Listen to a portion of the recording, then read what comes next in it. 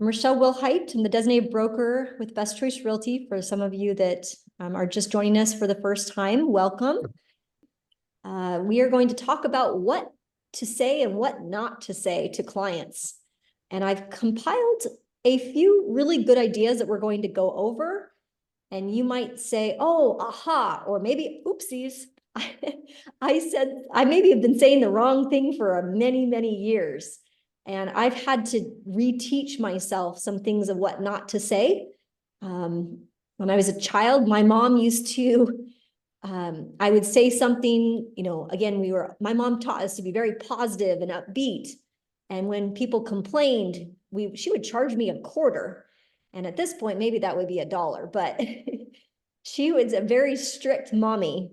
And I would say that I learned what not to say sometimes from my parents. So tonight we're going to talk about just what to say and what not to say, and come up with a few ideas. And I'm sure there's more you can learn from what to say and some other ideas from other coaches. But we'll cover some of my favorites tonight. If you have questions or comments, or you want to share, you can go ahead and chat in the chat. We love to hear from you throughout the presentation. We will open up the call at the very end at about 6. If you do have some questions, or if you need me to elaborate on something or provide more clarity, I'm happy to do so. But the first one, and again, the slides are going to go pretty quickly today, but it's service fees for representation. I hear a lot of people still using the word commission. And we don't want to be using the word commission. No more of that. That should be a bad word. Maybe my mom should charge me $1.50 or $2 for saying the word commission, because we don't want to say that anymore. We want to say things that are much more professional. So I've got my staff to even talk about compensation, not even use the word commission in our office. I don't know if you've gone to a baby shower, but sometimes when you use the word baby, you have to give away something. So we don't want to give away anything. I think if you use the word commission, you're opening yourself up for a lot of challenges and a lot of asking you, what's going on. Use the word professional fee. I've started to train myself by saying, when somebody asks me, how do you charge, or what's your commission? I simply answer, well, my professional fee is, and then whatever it is. So it can be done very simply. I learned that strategy from the Certified Luxury Institute. They were having us practice how we would answer questions about how we charge for our services when we were going on these luxury appointments. And so one of the words they got us to stop using was the word commission, and started having us, instead of using the word commission, using the word professional fee. It definitely expresses a level of value that goes beyond a transaction. So having a professional fee would be the way I would answer that. It also includes professional advice. So definitely try to test yourself even into the next week or two and see if you can stop using the word commission. Let's go ahead and go to the next slide. So pricing. As a team in the office, we often plan the calendar for training like a couple months in advance, and we plan it out, and we're very thoughtful about why we do what we do at Best Choice Realty. But one of the things I wish we would do this month is a pricing class. We did a pricing class in Gig Harbor, and I know some of you got to take advantage of that, but pricing is still a very, very heated topic right now. Because the market is kind of like, we're on like a baby roller coaster. We're going up and down depending on if you're representing a buyer or if you're representing a seller, but we're having a lot of conversation about pricing with our sellers. And so I wanted to give you some things of what not to say, because if I can teach you what not to say, then maybe I'll get less angry sellers and angry people calling me and trying to keep deals together. So some things of what not to say when it comes to price: the market determines the price, or the market or the buyer determines the price. I know that that's what you think, but instead of saying that when you're talking with your sellers, when you're prepping for a price reduction, you want to actually give the market only influences the price. What determines the price is everybody that's involved: the buyer, the agent, the seller, the lender, the appraiser, the appeal of the home, the condition of the home. That's what determines the price. It's not the marketplace. I think a lot of you are thinking, and that's how you start your pricing conversation. Just stop it. because you'll have more success in having the seller buy into the strategy that you're going to use when you're working with them to reduce the price. So work on that. That's the first bullet point there on the right. The other thing that I hear a lot of you doing is homes don't sell because of the price. Homes don't sell because of the price is not correct. I would say homes don't sell because of ineffective marketing. A price is part of marketing. So if you just say homes don't sell because of ineffective marketing, the burden is on our shoulders, and it's okay to have the burden be on our shoulders because price is a part of that. And that also will diffuse a lot of the conversation, or the people thinking all she's coming and doing to me is asking me to reduce my price. After a week on the market, all Best Choice Realty wants to do is reduce our price. That's not best for the client. And so if you come at the seller and say, well, why is my house not selling? And you say the house doesn't sell because of ineffective marketing, and price is part of that marketing. But we also need to consider some other strategies when we look at the entire marketing strategy, and you'll have an easier time at getting the seller bought in to actually responding to you favorably. The other thing that I would say you probably want to do is say, the buyer wants a home with more, with, instead of just saying the price, the buyer wants a home that's priced, at 750 and the house is priced at 800. That just kind of cuts. I know you wanted to say that because it's true, because you've done your analysis, what houses have been selling for, you've been watching the marketplace, but that's not what you want to say to a seller who's been trusting you with one of the biggest sales in their entire life, oftentimes. So what you want to do is use what we call a compliment sandwich. I don't know if you've seen this or heard about this in sales training or in leadership training, but essentially what you want to do is compliment or talk about something positive, then talk about the unfortunate part, and then end with something positive. And then you will have a better chance of getting that seller to move in your direction. So it's essentially what you would say, it's the third bullet on the right here, would be, I have received a lot of wonderful compliments. I've received a lot of awesome feedback about your home. Unfortunately, the buyers don't want to pay $800 for the home. Even for a home like yours that's so beautifully staged or has wonderful photos. Do you see how that comes across? Instead of said, the buyers don't want to pay $850, they only want to pay $700. It doesn't feel right. You need to basically ease them into that conversation. So those are some good strategies that have worked for me in the past, and are certainly things that other coaches have directed other agents to do in their business. When it comes to pricing, instead of saying, let's just give that price a try, I hear a lot of rookie listing agents or sellers agents say, let's give it a try. Let's try it. And this is not the time to do that, not in a marketplace like we're in. Instead, you're going to want to say, I will aggressively fight for that $800K price. However, if we are unable to get that price or it's unfavorable, we will need to make an adjustment to that price. How does that sound? And you will have a much better process at working with a seller than just say, oh, let's give it a try. It doesn't really bode well for the process, especially when you do have to adjust because of things that are outside of your control. You don't know if the neighbor down the street is going to list their home. Shannon and I took a listing last year and we didn't anticipate the market doing what the market did. And we got ourselves trapped in a situation where the seller was not willing to adjust. And just simply talking about this at the onset would have been a much better strategy than let's just give it a try. And then we have the neighbor down the street that lists the home for 100,000 less. And then unfortunately, we're having to deal with that. So definitely try that pricing strategy a bit more and give them more about, I'm going to be aggressive about how people want you to be aggressive and fight for their number.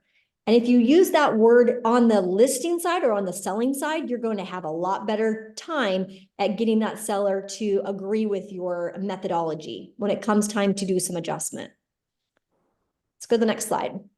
So on conditions and improvements, again, when we're working with sellers, I love it when people, as a seller myself, I love it when somebody comes to my house and compliments me on you know, that what a wonderful job you did with your window coverings, or oh my gosh, that kitchen countertop is beautiful. That feels good, right? But there's a better way of complimenting. And again, you don't want to over compliment. I hate it when people are not genuine, but you do want to praise the home seller for themselves selecting those features. So for example, we had a listing, I can't tell you where it's going or the city because I wouldn't want to pre-market on the western side of Washington. But this listing, she had two other listing agents that came through her home, and she refused to have them take the listing because they were just, one of them overpraised. She was talking about, oh my gosh, how beautiful. I mean, this home is just a delight. Oh, wow, the landscaping is gorgeous. Instead, when I went out to go do the listing appointment, I knew that the reason she didn't sign with that listing agent was because she over embellished. She even, I mean, I love treats. I love to be, I mean, she brought flowers, she brought wine, she like overdid it in her listing presentation. And when I was interviewing for the job, I found out why the seller did not decide to go with those other two listing agents. And one of the reasons was because of how the communication went between her and the seller. So instead, I took the approach of praising the home seller for selecting the windows that she included, for upgrading, for hiring such a wonderful landscape company that managed and manicured that yard.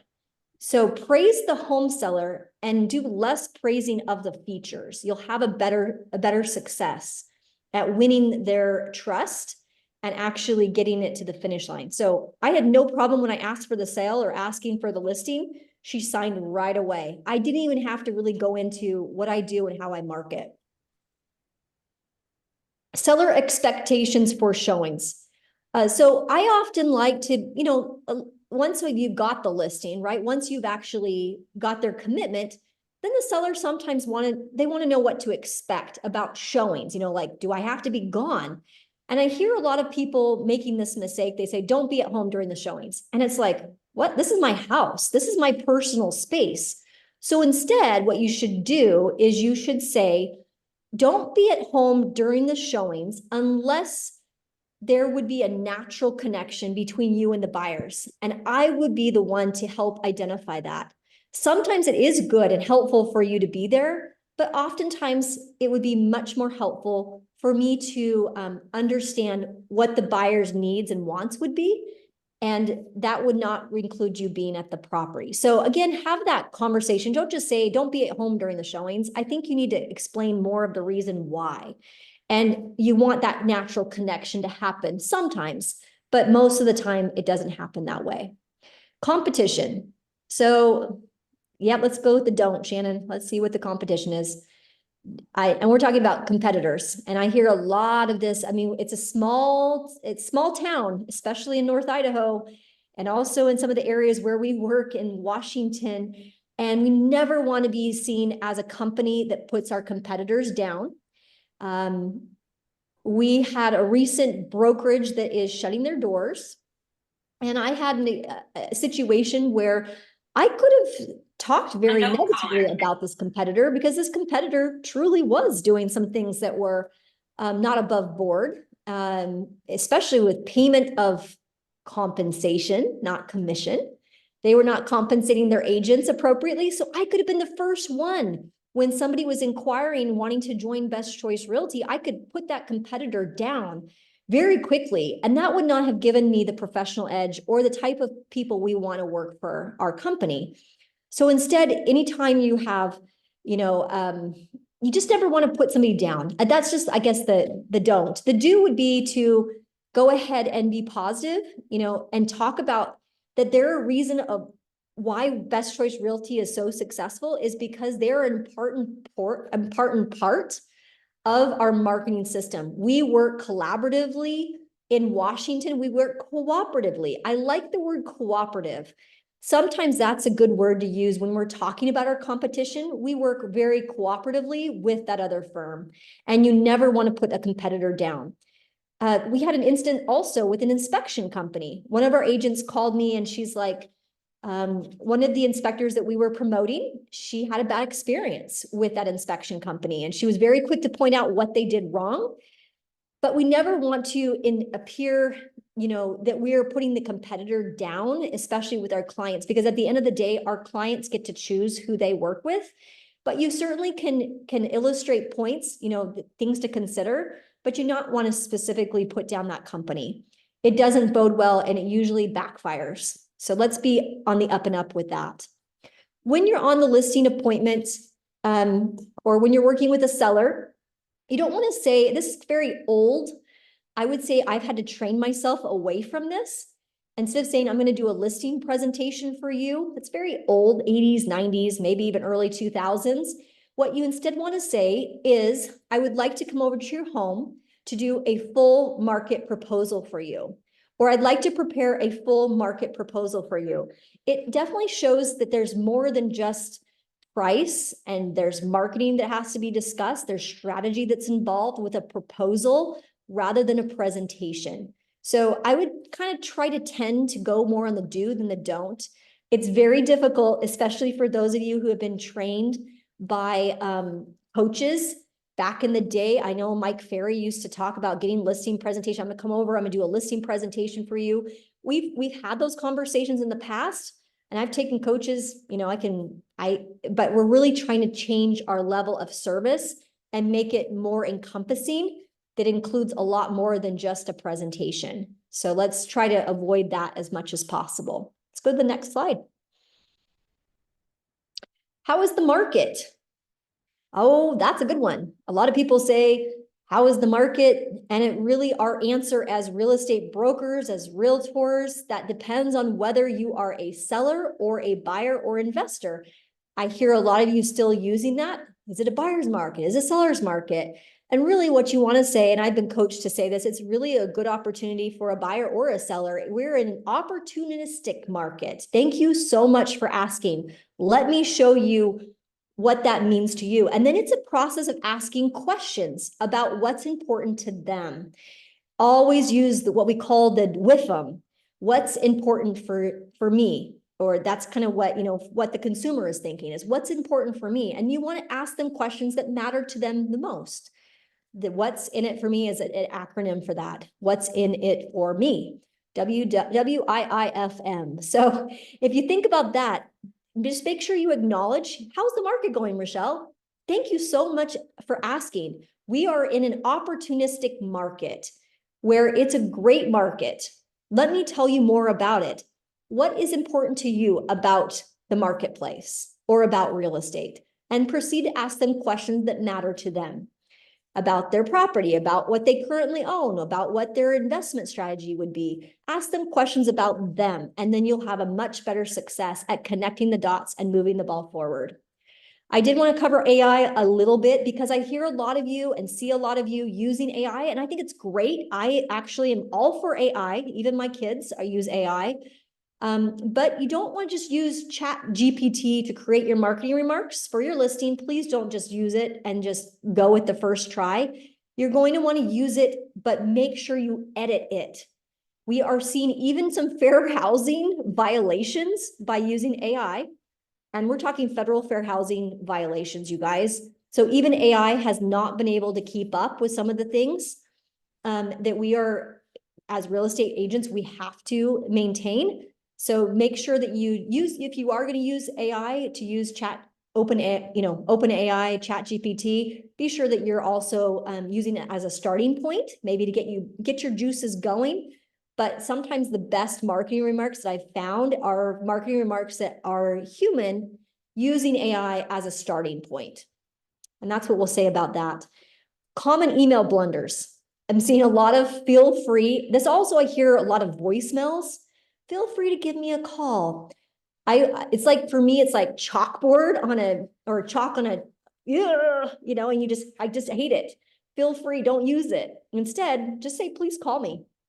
So even in your email at the very end, your call to action, or the way you're wanting the action that you want that consumer, that buyer, that seller to take, instead of saying, feel free to nobody's going to do anything with that. Please call me. Please do whatever you need them to do. Please respond to this email. Just ask them. and you'll have more chances of them actually taking the action that you're asking for rather than the feel free concept. I know you guys want to be passive sometimes, but this is not the place for passive when you're a real estate broker. The other one I hate is I'm just following up. I used to do that all the time. In fact, I think I even had an email subject line that said just following up back in 2004. And again, it got overused. And so instead, you want to use something else. I haven't heard from you. Let me know if you are still interested, ... That's what I use in my email. And it works very well. I think the proof is in the pudding when we have as many real estate brokers that work for Best Choice Realty, and I have a lot of clients that still continue to work with me. I'm just following up. I haven't heard from you. Let me know if you're still interested. And then we continue moving forward with other people who are interested. You will find more people will want to work with you because you're kind of taking a higher ground. You're the expert, you're the professional, and you need to start acting like that. Okay, let's go to the next slide. So a couple of book recommendations, and then I'll open it up for some Q&A. So some of the things I talked about today are from a new book that I'm in the middle of right now. It's really a good book, Buyer Agent Be Aware, and it just came out probably about a month ago, and you can get it on Amazon. The other one is Exactly What to Say, also can be purchased on Amazon, or it's like a audio book. Both books are meant to not be read cover to cover, meant to be more of a work, kind of like what we talked about tonight. So if you liked what we talked about and you want a little bit more of like what to say and what not to say, I would highly recommend either one of these two books. I have been just kind of thumbing through and trying different things out with different people and different agents, and helping some of our newer brokers overcome some of the objections that they're handling in the business. And I found great success with both of these books. I know Virginia, our new business development manager, she recommended Phil Jones' book right here, Exactly What to Say. And it's like, I don't know, 40, 50 things of what not to say or how to say. And it's super, super good. And you can use it, when you're in a situation where you're like, I don't have words for this.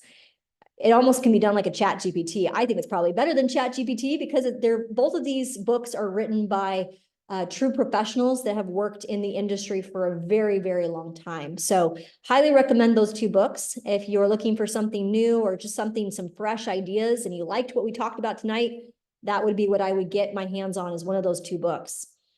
Let's go ahead and open it up for some questions. Shannon. Virginia, anything to add? I'll pick on a few of you.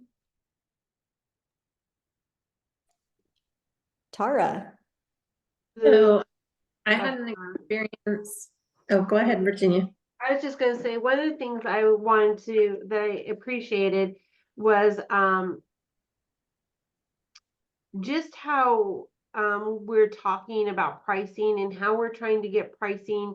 I mean, a lot of agents I'm speaking to, and I spent a lot of time talking to agents this weekend who have listings, how to talk to the seller before you get into the situation where you're chasing the price down on the market. And I like what you said, because I know I would say, unfortunately, the market will tell us if we've priced correctly or not. And I liked how you kind of altered that, and I really did appreciate that.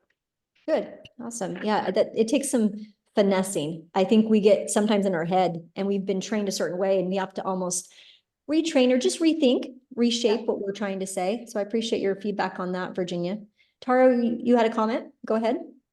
Well, I was going to talk about an experience. So I had two different real estate brokers I was working with when I was selling my house in Colorado, and they were night and day. And it was because of how they would talk to me about my place or how I was going to present it. One was kind of it was negative, but not negative in the sense, they were kind of just putting down stuff, but thinking that they were being kind or just trying to make it sound good.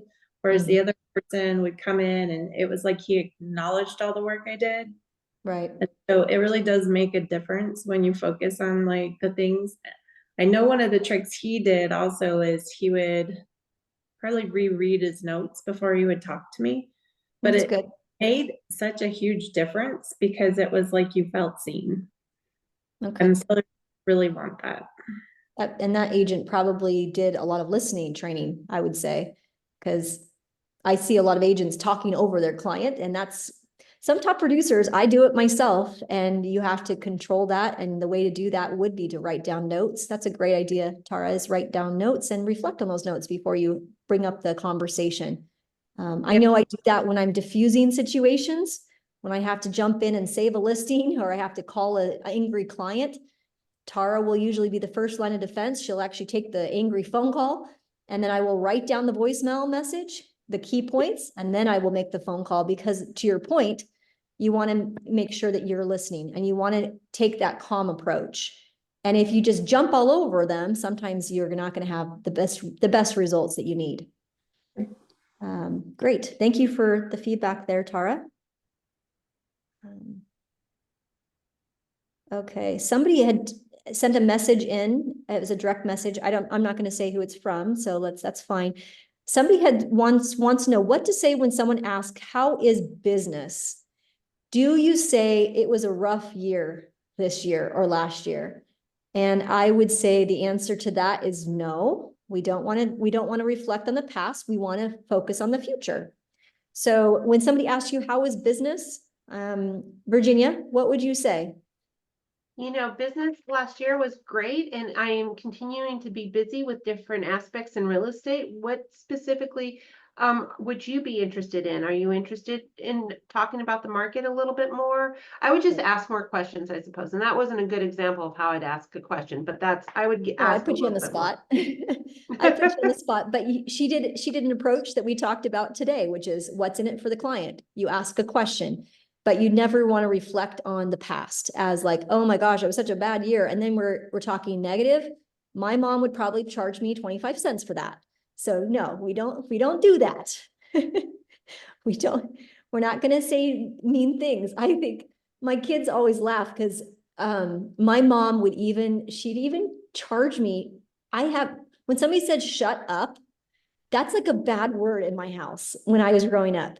My mom hated the word shut up, and that would be 25 cents anytime anybody said that. So yeah, I mean, that's the kind of positivity. You don't want to reflect on the past. Super. Yeah. Pick a statistic, pick a stat. Okay, perfect. Good idea, Shannon. Any other questions you guys have or things that you are struggling with right now that you want to know? This is a great group of people. We've got 34 people on the call. I've got something for you. Somebody's struggling with. Go ahead, Harry. I have a few people in the pipeline, and so one of them is just simply not responding. So I typically try the gentle approach, but I did like the point where, hey, are you still interested? Let's go. Because what in my experience is people it's how you make them feel that's more important than I honestly say. If you walk away and they feel like, oh my gosh, this person has my six, or for all you civilians, this person has my back. Yeah. Always, they're going to be on your side, right? They're going to commit to you. They're going to know that you have their back all the time. And the part that just frustrates me sometimes is you get the lead, and nothing. I'm like, the whole it's a ghosting strong approach. lead. Yeah, just like not even a response. Because I'm so responsive, and I take that so seriously. And then when you don't get it back, sometimes I'm just like, listen, do you want help or not? Because it's okay if you chose someone else, just let me know. You don't. I'm not for everybody, but it's the ghosting that just. The ghosting. I give go ahead, Virginia. Candace a couple of Candace a suggestion, and I've given a couple of the other agents a suggestion that's worked really well. I just had her send a text. I reached out a few times. ... Similar to what Rachelle said. Where do we go from here? ? And leave it. And everybody, for whatever reason, responds to that. I have no clue why they respond, but they do. Well, yeah, that one works. Try that. Yeah, Harry, the other one that the subject line for the email is just update, please. So that one is the other one. Just update, please. I get a ton. I sent out last year, I think it was 250 update, please. And it was just a simple subject line. Will you be looking to, I wanted to clean my database. right? I have all Right. these leads. How do I get that message out and make it generic so it sounds, and a lot of these CRMs do it for you. Hi, whatever, Harry, will you be buying or selling in the next 6 months? It was like a one-liner, but my subject line was update, please. And I got more responses on that email than I have done on any other email I've done in the past. So I know that subject line is pretty good right now. It's about a year old, but I think that would work. And then I like the idea that Virginia gave. Again, it takes it from the professional. You have a lot that you're working on. And if somebody's going to ghost you, we'll find another person to go work with, So hopefully that The one thing helps. that, if you do get the lead from someone, right? Because typically that's where my leads come from, is my circle of influence. Mhm. I'll reach back out to the person that gave me the lead. Say, hey, I've reached out to John, a couple different times. Do I have the right contact information? What, they're not Right. responding to you? Hey, I'll give them a nudge. All right, appreciate that. And then boom, they'll call you, because they don't. That's a great one. That's Yeah. super. Go Yeah, back just to make the person. go back to the person that gave Absolutely. Great strategy. because if they're not interested, that's fine. Super cool. No, I told them to call you. So usually that works out. No, But- that's super. Got another comment that came in. So you guys just don't want to talk. Maybe you don't want to put yourself on. And that's myself. fine. How to respond when a client asks, should we offer less than a market price? I love that one. That's fun. Should we offer less? I love how they put the word we. Should we? It's like I'm the one that's helping. Yeah, I am helping them buy a house. How to respond when a client asks, should we offer less than the market price? We can. That's why I always like to make sure the client's right. We can, but what is your end goal? What are you trying to accomplish here? If we offer less than the market price, if it makes sense, we should do that. So make it so that the client's right, but then back it up with feedback. When I called the agent, he said this. The market statistics are showing in this neighborhood, the house down the street sold for X amount, which is well in line with what they're offering. When we offer on the place, we tend to offer less than what, if there's not multiple offers, we tend to ask for closing costs or offer less and hope that they will counter us. But we want the seller to accept or counter. We don't want them to reject altogether. So when a client asks, should we offer less than the market price? What I usually say, we could try that, but let me give you some more information that might help guide your decision-making on how we structure your offer. And usually then we can talk about what is important to them. So it does take a lot more questions. You don't want to just respond with, let's go ahead and give that a try. It's the same way on the buy side as it is with the listing side. Listing side, you also want to give them facts and help them understand how to set the price properly. And it's not all about the price, it's about the strategy around it. But also on the buy side, you need to do the same thing. Don't just go with their number, because oftentimes with the proper questions, you can often guide them to that price that will allow that seller to counter or accept. And that's what you're trying to go for. Instead of the listing presentation, Jamie, we say the market proposal. Okay, so it's not just a listing presentation. Yeah, full market proposal. Thank you, Shannon. A market proposal. I'm still working on it, getting my lingo. Awesome. I think we're wrapping for the night. Hey, Go ahead. Rachelle, I was just going to say one thing. Sure. Now that we're talking about the listing presentation again, or the market proposal, I can tell you one lingo that has gotten me in the door, because people will sit there and say, oh, well, I can see my value online. They get these automated algorithmic reports in their email. But if you tell them, well, I'd like to do a property condition report, they're like, well, what's that? I'm like, well, that's me coming in, see what all the, the nice touches you've done during your ownership, things like that, and kind of going through the entire house. So you actually getting to go through the entire house. Correct. And then you discuss, and that also buys you a little bit more time to come back after you've done that visit and give them a full summary of, because then it always opens up, well, what should I do to put myself in a better position to get top dollar for my property? Yep. So you just get a more, I guess, like a full circle conversation with them. And it's Totally. has helped me quite a bit. I know, and Melissa, So you've got quite a bit of listings, so I totally agree. That's probably what you're doing to win the listings, is they are trusting you, and you're building instead of that saying, trust yeah, with your appointments. That's great. yeah, And you I call it, kind of what did like you that. call And it? then when you were talking about it's a property condition report. Property Like condition report. I actually go Good. through it. Yeah, it's a property condition report because they're like, oh, I can, you don't need to come over and do a listing presentation. You can just send me what my values are. Mhm. But that never gets you in front of them to sell Love it. yourself. Yep. So that's like your one So, step. and then I So you was gonna say when you were basically, talking about the update thing, yep, when that's great. you So were you're talking doing about like a the two-step update, approach, right, Melissa? You're doing like one step you go yeah, out and do, yep, and then second step, you're probably doing the full market proposal and it's showing everything that you do to help them get the full yes, value. Yeah, that's great. exactly, yeah, And you call yeah. that And then the, another little tagline that I use, huh? go ahead, keep going. It's good stuff. No, I was gonna say the other tagline I use for getting people the updates is I will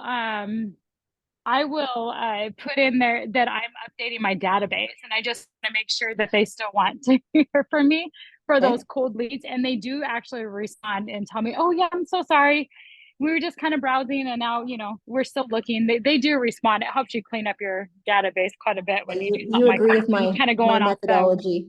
Good. yes, Yeah. yes, 100%, yeah. Good. Yeah. Update, please. Kind of is probably going to be our winning. We had 1,000 emails that went out with update, please. I think we get a lot of opportunities for everybody here on the call. So that's a great idea. Melissa, thank you for sharing. I always pull tips from you guys too. So I appreciate you stepping up and saying what you do. That's a great idea that she's giving you guys today. Absolutely. Super. Any other quick comments or questions? Hopefully that was helpful. I thought it would be fun to kind of change it for a season here and do some fun prospecting or some tips like we typically cover contracts, and we've been covering a lot of contracts lately. And I thought we'd have fun just more of the dialogue tonight. So hopefully that was fun for you. It was fun for me and I learned a few things. So if you need help, there's our phone numbers. If you need to call one of us, we're available to answer any questions after hours or on the evenings, weekends. Have a great week, you guys. Next Monday, we'll have another topic and look forward to seeing you then. Have a good one.